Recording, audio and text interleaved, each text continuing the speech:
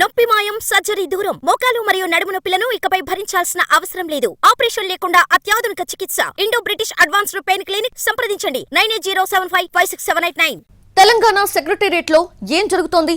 ముఖ్యమంత్రి స్థాయిలో తీసుకుంటున్న నిర్ణయాలు లీక్ అవుతున్నాయా? గోప్యంగా ఉండాల్సిన విషయాలు బయటకు పొక్కడానికి కారణమేంటి? ప్రభుత్వంలోని కీలక అధికారులే కోవర్ట్స్ గా మారారా? ప్రక్షాళనతోనే లీక్లకు చెక్ పెట్టాలని సీఎం డిసైడ్ అయ్యారా?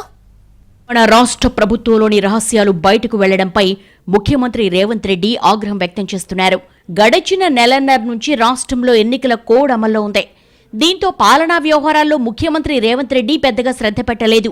ఐఏఎస్లు ఇష్టారాజ్యంగా వ్యవహరించారన్న చర్చ సెక్రటేరియట్లో జరుగుతోంది. రేవంత్ రెడ్డి ముఖ్యమంత్రిగా బాధ్యతలు స్వీకరించిన తర్వాత అన్ని శాఖలను సంస్కరించి పనిచేశారు. ఆ పని పూర్తి కాకుండానే ఎన్నికల కోడ్ అమల్లోకి వచ్చింది. దీంతో కోడ్ ముగిసిన తర్వాత పూర్తి స్థాయిలో ప్రక్షాళన చేయాలని ముఖ్యమంత్రి రేవంత్ రెడ్డి భావిస్తున్నారు. అయితే ఈలోపే ప్రభుత్వానికి సంబంధించిన రహస్యాలను కొందరు బయట వ్యక్తులకు చేరవేయడం, వారా విషయాలపై ఆందోళన కార్యక్రమాలు చేపట్టడం జరిగిపోతున్నాయి. ఈ విషయంలో ప్రభుత్వానికి చెడ్డ పేరు వచ్చేలా వ్యవహరించిన ఉన్నతాధికారులపై చర్యలు తీసుకునేందుకు ముఖ్యమంత్రి సిద్ధమైనట్టుగా సమాచారం. గత ప్రభుత్వంలో కీలకంగా వ్యవహరించిన కొందరు ఉన్నతాధికారులు ఇంకా బయటకు లీకులిస్తున్నట్లుగా ప్రాథమికంగా అంచనాకొచ్చారు. కీలక శాఖలకు స్పెషల్ సీఎస్లు, ప్రిన్సిపల్ సెక్రటరీలుగా ఉన్న కొందరు ఐఏఎస్ల పేర్లు సెక్రటేరియట్లో చర్చనీయాంశంగా మారాయి.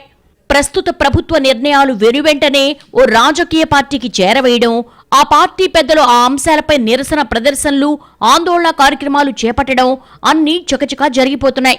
వీటన్నిటిపై నివేదికలు తెప్పించుకున్న ముఖ్యమంత్రి రేవంత్ రెడ్డి అతి త్వరలో కోవర్టులుగా వ్యవహరిస్తున్న వారికి చెక్ పెట్టనున్నట్టుగా ప్రభుత్వ వర్గాలు చెప్తున్నాయి. అయితే కోవర్టులుగా అనుమానిస్తున్న వారిలో ఒకరిద్దరు ప్రభుత్వం నుంచి బయటకు వెళ్లిపోయారు. మరికొంతమంది కేంద్ర సర్వీసులకు వెళ్లేందుకు యత్నిస్తున్నట్టుగా తెలుస్తోంది. ఓ సామాజిక వర్గానికి చెందిన కీలక ఐఏఎస్ కు గత ప్రభుత్వంలో కీలక శాఖకు అధిపతిగా పనిచేశారు. సుమారు 5-6 పదవుల్లో కొనసాగితే రేవంత్ సర్కారులో అన్నిటి నుంచి సదరు ఐఏఎస్ ను తప్పించి 2 పదవులతో సరిపెట్టింది. మరో కీలక శాఖకు స్పెషల్ సీఎస్ గా ఉన్న ఐఏఎస్ కాంగ్రెస్ ప్రభుత్వానికి అన్ని విధాలుగా సహకరిస్తా అని చెబుతూనే గత ప్రభుత్వంలోని మాజీ మంత్రులకు పిన్ టు పిన్ విషయాలు చేరవేస్తున్నారని నిర్ధారించుకున్నారు.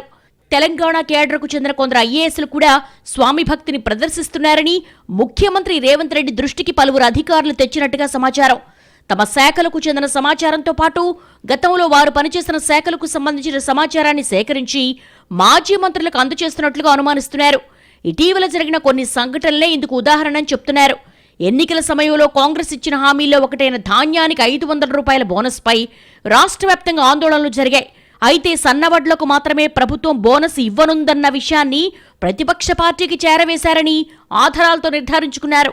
మరోవైపు సెక్రటేరియట్లోని పలు సెక్షన్స్ లో గత ప్రభుత్వంలో పదవులు పొందిన వాళ్లున్నారని, ఆ సెక్షన్స్ నుంచి జీవోలు, నోట్ ఫైల్స్, ఇతరత్ర సమాచారం బయట వ్యక్తులకు అందిస్తున్నారని అనుమానిస్తున్నారు. ఇప్పటికే సెక్రటేరియట్లోని అన్ని విభాగాల్లో పనిచేస్తున్న అధికారులు, ఉద్యోగులపై నిఘా పెట్టిన ప్రభుత్వం సరియైన ఆధారాల కోసం వేచి చూసి ఆ తర్వాత కఠిన చర్యలు తీసుకోవాలని భావిస్తోంది.